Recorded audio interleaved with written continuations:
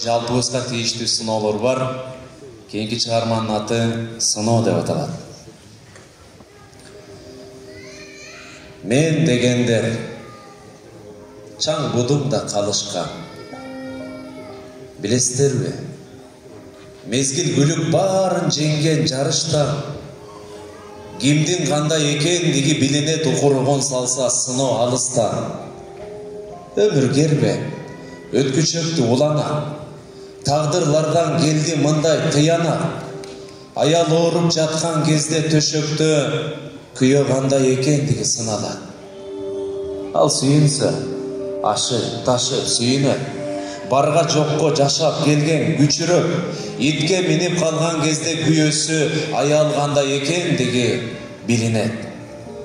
Адам күчтүү, дене бойдо сын барда, жаштык калат жалындаган жылдарда, балагандай экендиги билинет. Ата эне алдан тайып турганда, бир карында, бир уяда жатышкан, бир эненин балдай сүтүн татышкан, бир туугандын анык жүзү көрүнөт. Мурас бөлсө, байлык бөлсө, ата өлүп капыста. Балалыктын жолгошкон таптаза бийлик, байлык күтсө дагы башкача, дос сыналган учур келет.